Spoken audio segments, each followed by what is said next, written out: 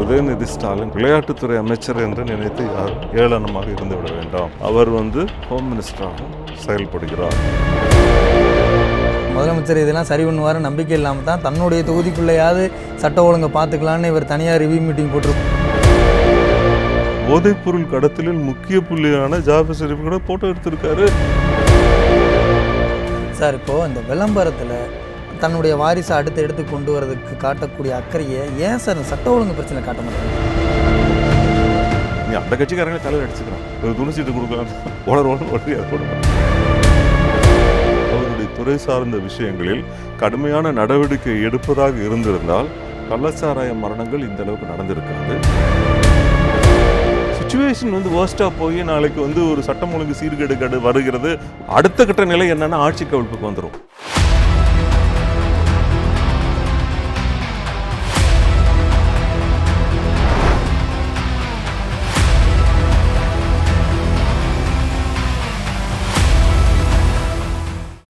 நேயர்கள் அனைவருக்கும் வணக்கம். இது நியூஸ் ஜேவின் சொல்லியடி. இன்று நம்முடைய நிகழ்ச்சியில் பேசுவதற்காக அதிமுகவிலிருந்து ரவி குழந்தைவேல் அவர்கள் வந்திருக்கிறார். வணக்கம் சார். வணக்கம் சார். உதயநிதி அவர்கள் அவருடைய தொகுதிக்குட்பட்ட காவல்துறையில் இருக்கக்கூடிய ஆணையர், இணை ஆணையர், கூடுதல் ஆணையர், துணை ஆணையர்னு உயர் அதிகாரிகளை எல்லாம் கூப்பிட்டு ஒரு முதல்வர் எப்படி ஒரு ரிவ்யூ மீட்டிங் நடத்துவாரோ அது மாதிரியான ஒரு ரிவ்யூ மீட்டிங்கை நடத்தியிருக்காரு.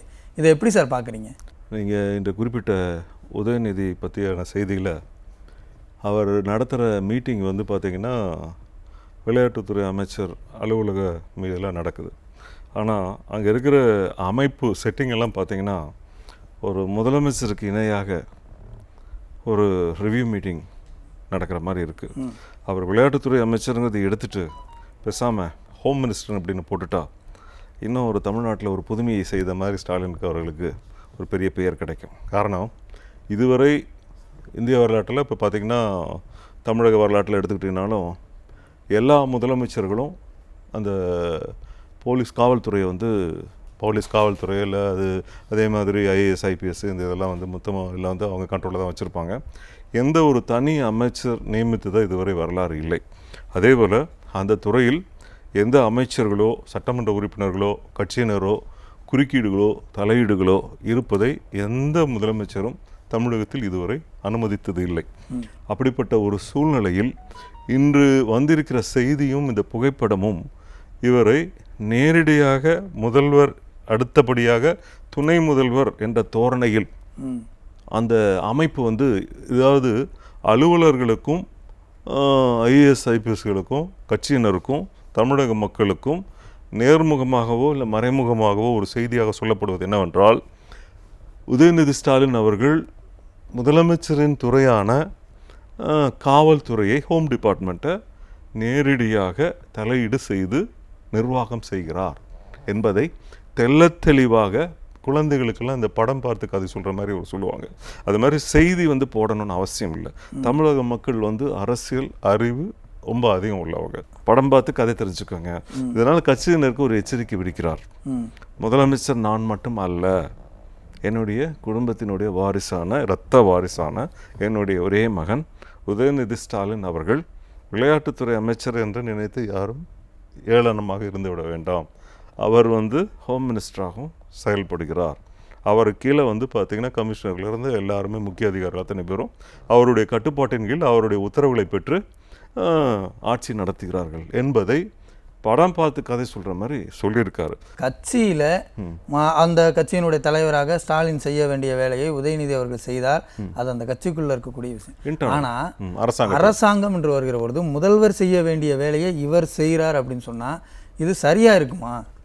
அதாவது இன்னொரு சரியான குழப்பம் ஓடிட்டுருக்கு. எப்படின்னா, மூத்த தலைவர்கள் அத்தனை பேரும் சீனியாரிட்டி படி எங்களுக்கு அந்த சான்ஸ் கிடைக்கணும், தலைவர் பொறுப்பு நீங்கள் வச்சுக்கிறீங்க, முதலமைச்சர் பொறுப்பு நீங்கள் வச்சுக்கிறீங்க, எல்லாத்தையும் நீங்களே வச்சுக்கிட்டிங்கன்னா அந்த காலத்திற்கும் நாங்கள் எம்எல்ஏக்களாகவும் எம்பிக்களாகவும் அமைச்சர்களாகவுமே இருந்துகிட்டு இருந்தால் நாங்கள் எப்போ தலைமை பொறுப்புக்கு வருகிறது?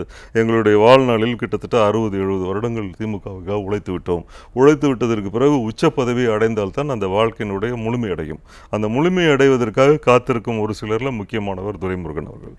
நியாயப்படி சட்டப்படி பார்த்தால் மரியாதை நிமித்தமாக அவரை துணை முதல்வராக நியமிக்க வேண்டும் கட்சியினுடைய இதில் படி பார்த்தா. ஆனால் அந்த வாய்ப்பை வந்து கொடுக்காமல் தன்னுடைய மகனுக்கு கொடுக்க வேண்டும் என்று பெரிதும் ஆசைப்படுகிறார். சீனியர்களுக்கெல்லாம் மெசேஜ் கொடுக்குறாங்களா? மெசேஜ் தான் ஸ்டாலின் இவரை வச்சு கொடுத்துட்டாரு, ரஜினி வச்சு கொடுத்துட்டாரு. படம் பார்த்து கதை சொல்கிற மாதிரி அவர் ஒரு சின்ன குட்டி கதை எப்பயுமே ஒரு மீட்டிங் பேசினாருன்னா ஒரு குட்டி கதை சொல்லுவார். அந்த குட்டி கதையில் சொல்லிட்டாருல்ல, இந்த மாதிரி ரொம்ப வருஷம் படிச்சுட்டு இருக்கிற ஸ்டூடெண்ட்டுங்க அவரே டெஸ்கில் உட்காந்துக்கிட்டு அடம் பிடிச்சிட்டு போகாமல் இருக்காங்க அப்படி இப்படின்னு எல்லாத்தையும் நாகரிகமாகவும் அநாகரிகமாகவும் நேரடியாகவும் மறைமுகமாகவும் எல்லாமே ஒரு காபரா பண்ணி விட்டுட்டார். அப்படின்னா என்ன அர்த்தம்?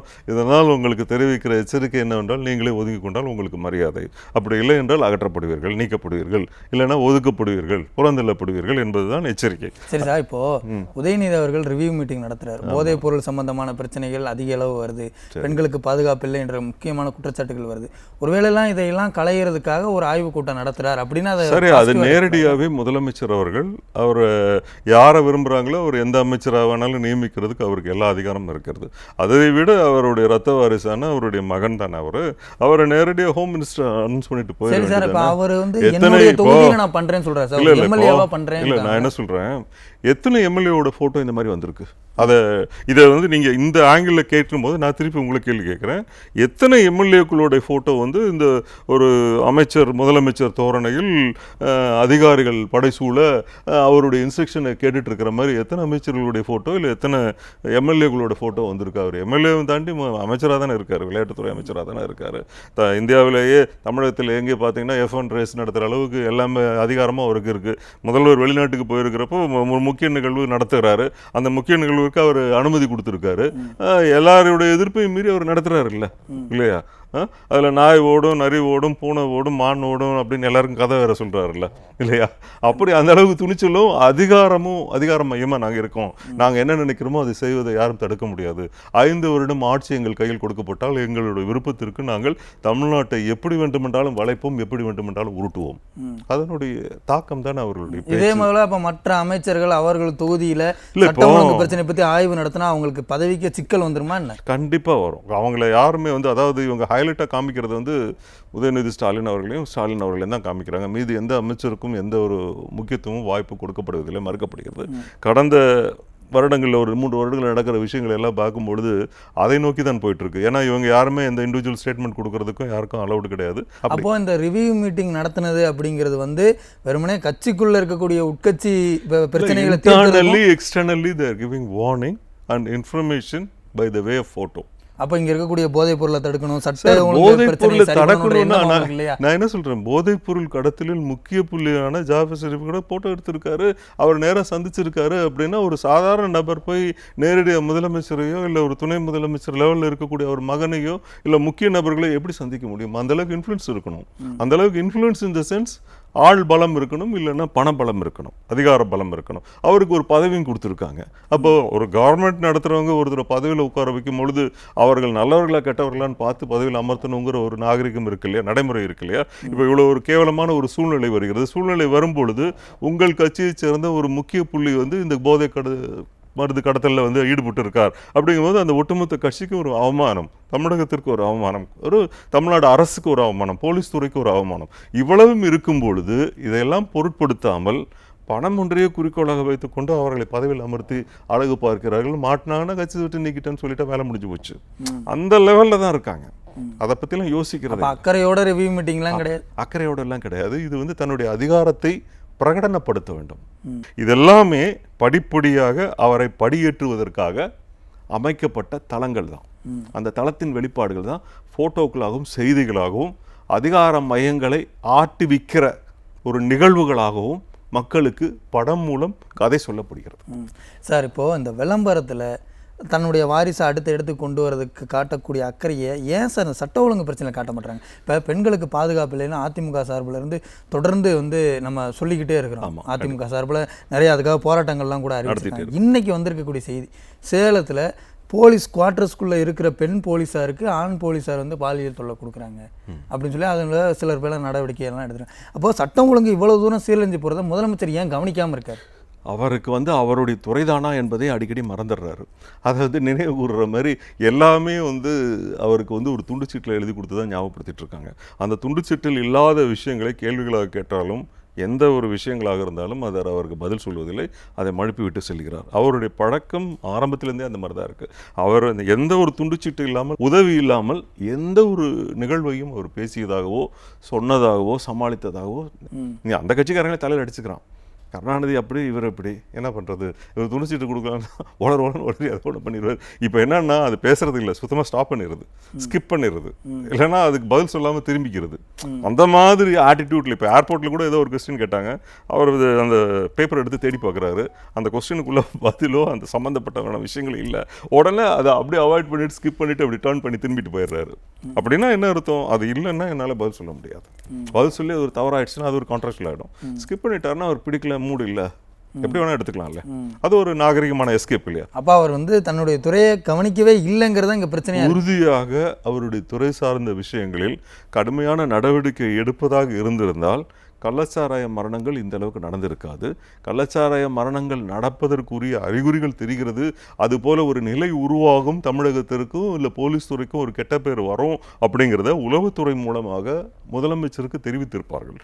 தெரிவித்திருந்து நடவடிக்கை எடுக்கவில்லை என்றால் அதுவும் ஒரு ஆளுமைக்கான உளவுத்துறை சொல்லதான் இருக்கணும் சார். அதிமுக சார்பில் கவன ஈர்ப்பு தீர்மானமே கொடுத்தாங்க. கொடுக்கும்பொழுது அப்போவாது என்ன சொல்லியிருக்கணும், இவ்வளோ தூரம் ஒரு பிரச்சனையை ஒரு எதிர்க்கட்சி ஹைலைட் பண்ணி பேசுது அப்படின்னா நம்மளுடைய கவர்மெண்ட்டுக்கு ஒரு மிகப்பெரிய அச்சுறுத்தலான விஷயங்கள், ஒரு சம்பவம் நடைபெறுவதற்குண்டான வாய்ப்பு இருக்கிறது, அதற்கு நம்ம முக்கியத்துவம் கொடுத்து போலீஸ் துறை ஏன் நடவடிக்கை எடுக்கலை அப்படின்னு சொல்லி உயர் அதிகாரிகளை கூப்பிட்டு உடனே மீட்டிங் போட்டு அந்த இடத்துல அந்த நிலைமையை சரி பண்ணி இவர்கள் கொடுத்த கம்ப்ளைண்ட் இல்லைங்கிற மாதிரி ஒரு நிலையை உருவாக்கி காட்டியிருக்கணும். அதுதான் ஒரு ஆளுமைக்கு உண்டான அழகு. அதை பொருட்படுத்தாமல், லட்சியம் பண்ணாமல் வேற ஏதோ கேளிக்கைகளையும் இதிலையும் அவர் போயிட்டு இருந்தார்னா எப்படி ஒரு நிர்வாகம் சரியாக இருக்கும்? அது நீங்க சொன்ன மாதிரி கவனத்தில் கொள்ள வேண்டியது அவருடைய ரொட்டீனான கடமை. அதை மீறி எதிர்க்கட்சிகள் கவன ஈர்ப்பத்துக்கு கொண்டு வர்றாங்க அப்படிங்கும் பொழுது அது மிக மிக அதிமிக மிக முக்கியமான ஒரு விஷயம் என்பதை எல்லாருக்கும், ஒரு சாதாரண அரசியல் படித்தவனு கூட தெரிஞ்சிருக்கும். ஒரு முதலமைச்சராக இருக்கக்கூடியவர், ஒரு கட்சியினுடைய தலைவராக இருக்கக்கூடிய 50 வருடத்திற்கு மேல அனுபவம் உள்ள ஒரு கட்சியில் இருக்கக்கூடியவருக்கு ஏன் தெரியவில்லை, புரியவில்லை அப்படிங்கும் பொழுது அந்த ஆளுமை திறன் அற்றவர் என்பதை அவர் ஒவ்வொரு செயல்களிலும் நிரூபித்துக் கொண்டிருக்கிறார். ஒருவேளை அவருக்கு அந்த ஆளுமை இல்லைங்கிறது தான், அந்த நம்பிக்கை இல்லாம தான் முதலமைச்சர் இதெல்லாம் சரி பண்ணுவாரு, நம்பிக்கை இல்லாம தான் தன்னுடைய தொகுதிக்குள்ளையாவது சட்ட ஒழுங்கை பார்த்துக்கலான்னு இவர் தனியார் ரிவ்யூ மீட்டிங் போட்டிருப்பாரு. நான் என்ன சொல்றேன், தமிழ்நாடு என்பது ஒட்டுமொத்த ஸ்டேட்டு தானே. நீங்க அவர் குறிப்பிட்ட தொகுதி மட்டுமே தமிழ்நாடு கிடையாது இல்லையா? அந்த ஒரு தொகுதியில் மட்டும் அவர் சட்டம் ஒழுங்கு சீர்கேடு இல்லாமல் பார்த்துக்கொண்டா தமிழ்நாட்டுக்கு வர கெட்ட பேரை தடுத்து நிறுத்த முடியுமா? கண்டிப்பாக தடுத்து நிறுத்த முடியாது. எனக்கு தெரிந்தவரை நான் என்ன நினைக்கிறேன் அப்படின்னா, அவருடைய தொகுதிக்காக அந்த சட்டம் ஒழுங்கு பிரச்சனையை நான் கவனத்தில் எடுத்துக்கொண்டு நான் நடைபெறுத்துகிற மாதிரி காண்பித்து கொண்டு ஒட்டுமொத்த தமிழகத்தினுடைய பிரச்சனை தான் நாங்கள் விவாதிக்கப்பட்டிருக்கோம். காரணம், சிச்சுவேஷன் வேர்ஸ்டாக போய் நாளைக்கு ஒரு சட்டம் ஒழுங்கு சீர்கேடு வருகிறது, ஒரு பிரச்சனைகள் உச்சகட்டமாக போகிறது அப்படின்னா அடுத்த கட்ட நிலை என்னன்னா ஆட்சி கவிழ்ப்புக்கு வந்துடும்.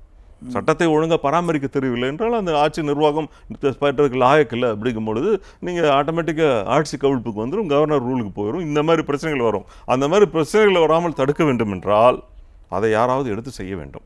அப்போ ஒன்று என்ன பண்ணணும், இவருக்கு முடிசூடி ஹோம் மினிஸ்டராவோ இல்லை துணை முதலமைச்சராக ஆக்கணும்.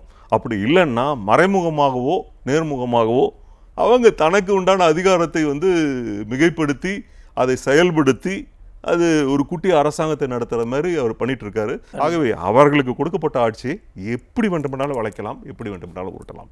இந்த உருட்டல் திமுகவின் இந்த உச்சகட்ட உருட்டல் தான் இந்த உருட்டல். ஓகே சார், நிகழ்ச்சிக்கு உங்களுடைய கருத்துக்களை பகிர்ந்து கொண்டமைக்கு நன்றி, மிக்க நன்றி, மிக்க நன்றி. நேயர்களே, மற்றும் ஒரு அமர்வில் மீண்டும் சந்திக்கலாம். நன்றி, வணக்கம்.